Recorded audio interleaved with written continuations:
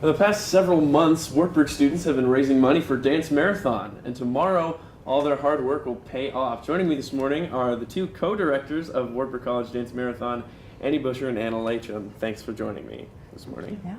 So I guess we should start off with a big question. For those who don't know, what is Dance Marathon? So Dance Marathon is an organization that is nationwide, and we raise money for the Children's Miracle Network hospitals, and our hospital for the state of Iowa is the University of Iowa Stead Family Children's Hospital. So for our particular Dance Marathon, we stand for 12 hours. We chose 9 to 9 p.m., so kind of nice little chunk of the day, and you stand for the kids that can't. It's these kids that are fighting illnesses and diseases in the hospital and having lifelong struggles that we can only imagine what they're going through.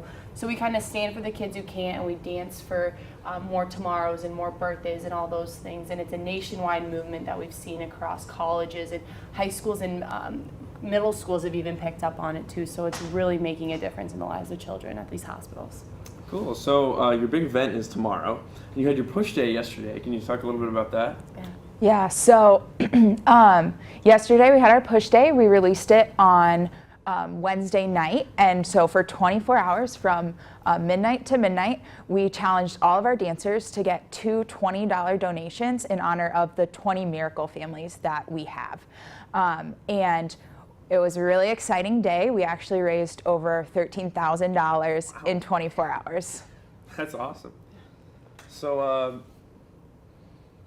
going through the fundraising, just everything that's happened, how has that differed from previous years? Has it really, have there been any huge changes? What's sort of been happening throughout the past few months? We kind of upped our ante a little bit. We make our dancers now raise $120. In previous years, they were expected to raise $100, but with a new fundraising goal every year comes new challenges. So $20 more for a dancer is probably one or two donations, that one or two more people that can hear our mission. So that was something new that our dancers were kind of maybe surprised by. We haven't heard any negative feedback, which is great. We love that. People were very receptive of it and really pushed to make their goal of 120 and even beyond that. Some other fundraising things we've done this year that people hadn't heard of.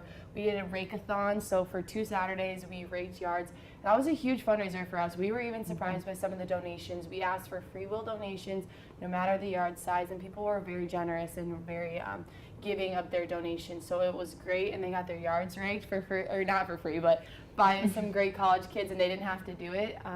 We also did finals care packages this year, so parents were able to send their care package to their student, just let them know that they're thinking about them.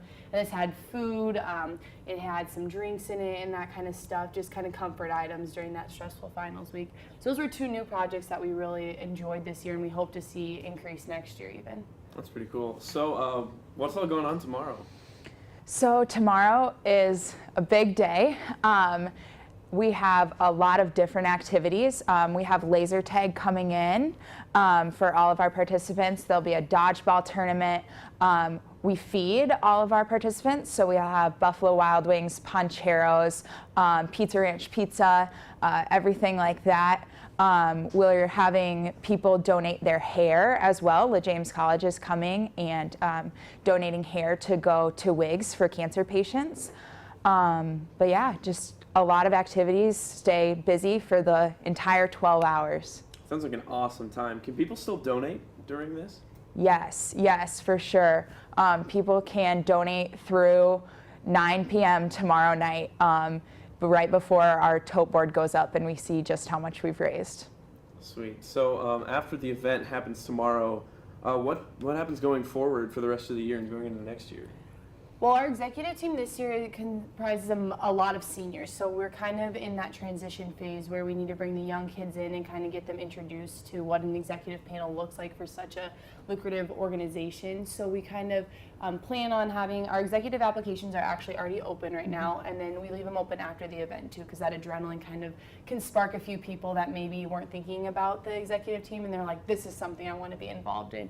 So we'll do our interview process with that, and then we'll kind of get them introduced to their position. We have a new position opening up that we need to outline. Just this organization's growing, and like the possibilities are endless, so we need to make sure that our core executive team is really strong. So that's kind of something that we'll look forward to.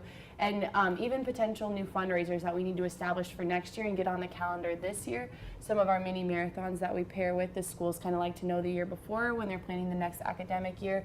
So you get about a week of rest, and then it's a quick turnaround and you're right back to it, which is great. It's awesome, but it is a little stressful sometimes when you're coming down from that emotional high. So Yeah, such a great cause that you guys are doing. Thanks for joining me. Yeah. Again. Yeah, of course. So be sure to donate to Dance Marathon if you can. As they said, donations are open through 9 p.m. tomorrow night, so be sure to do that. We'll be right back after the break.